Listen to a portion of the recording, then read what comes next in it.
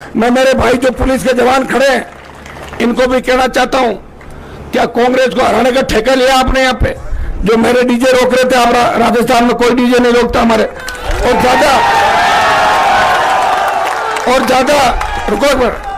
ज्यादा दिमाग खराब मेरा हो गया तो मैं अभी थाने के अंदर ले जाकर डीजे बजाऊंगा, फिर क्या करोगे? ये बात अभी समझ लेना कि मैं चलते चलते हैंग हो जाता हूं और आप भागने छूटो यहां से। इस बात का ध्यान रखें। आपके चाहे मुख्यमंत्री हाउस से संदेश आए और चाहे मोदी जी के वहां से आए, हनुमान बेनीवाल तो इसी तरह राजस्थान के अंदर पहले तो लाल बत्ती लगा के कानून की धज्जियां उड़ाते घुमा था 5 साल। अब उस समय वसुंधरा मेरी बत्ती नहीं उतार सकी। भीलवाड़ा के अंदर किसी में दम नहीं कि हनुमान बेनीवाल के कार्यक्रम के अंदर डीजे नहीं आने दे। अगर आपको लगता है चुने तो स्वीकार करते हो तो सामने डीजे पड़े, उनको जब्त करके दिखा दे, पुलिस खड़ी है। आप शर्म आनी चाहिए आप लोगों को। जो व्यक्ति इस राजस्थान के अंदर कानून व्यवस्था को ठीक करने का काम करता है, बिना वजह उस व्यक्ति से पंगा मत लेना। कोई सा भी सीआई थानेदार है, एएसपी हो, उनको लंबी नौकरियां करनी है और हनुमान का राज राजस्थान के अंदर आएगा, इस बात का भी ध्यान रखना आप। और जिस दिन मेरे हाथ में कलम आ गई, 1 मिनट में सीआई को थानेदार और थानेदार को सिपाही बना दूंगा, इस बात का भी ध्यान रखना।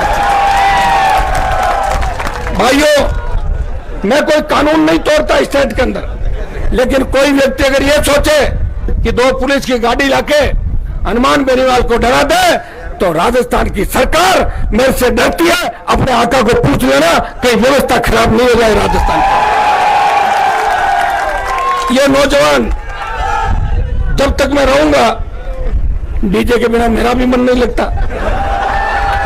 डीजे जब बजता है तभी मुझे जोश आता है। और मैं तो ये चाहता हूं कि मैं डीजे को लोकसभा के अंदर लेके चला जाऊं। मैं विधानसभा तक तो डीजे लेके चला गया था और मेरी अगर इच्छा हो गई तो लोकसभा के अंदर भी डीजे ले जाने से मुझे देश की सरकार भी नहीं रोक सकती। इसलिए अपना काम करो, ये सर करके और अपना काम करो, मोबाइल बंद करो। कोई दिक्कत में मत फंस जाना। बड़े नेताओं के और बड़े अधिकारियों के चक्कर में दिक्कत हो जाएगी, फिर बाद में ब्लड प्रेशर शुगर की गोलियां खाते घूमोगे। इस बात का भी ध्यान रखना। भाइयों, साड़ा विधानसभा क्षेत्र के उपचुनाव के अंदर गंगापुर में हमारे 2-3 प्रमुख जयकारों के साथ अपनी बात करूंगा। जो यहाँ के प्रमुख जिनकी पूजा आप करते हो, खजूरिया श्याम की, वीर तेजाजी महाराज की, देवनारायण भगवान की, सांवलिया सेठ की, चारभुजा नाथ की, रामसा पीर की, बाकी जयकारे मैं जब साड़ा में घूमूंगा तो जो बाकी बचे गाऊंगा मैं और लगाता रहूंगा। भाइयों,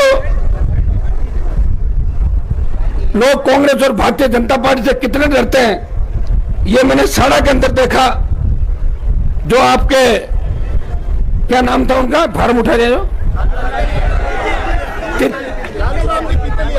पितलिया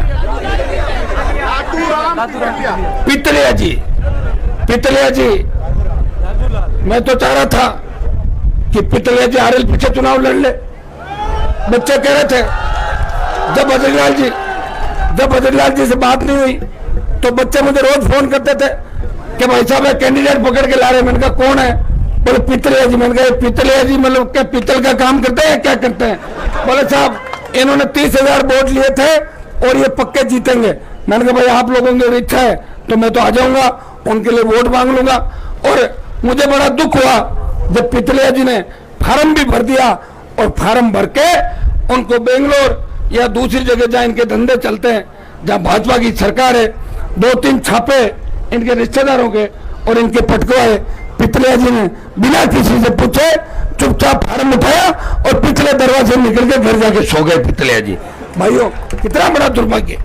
और जिस तरह भाजपा के नेताओं का ऑडियो वायरल हुआ कि पितलिया जी का फॉर्म क्यों उठाया गया, इससे बड़ा दुर्भाग्य नहीं होगा। इस राजस्थान के अंदर आजादी के बाद फॉर्म उठाने की परंपरा कहीं भी नहीं रही।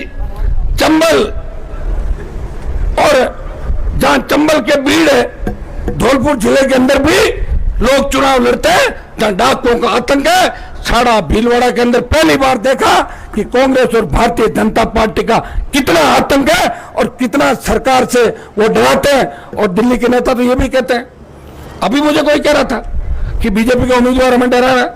मैंने कहा वो तो खुद डरे हुए हैं, आपको कहां से डरा रहे? तो उनकी तो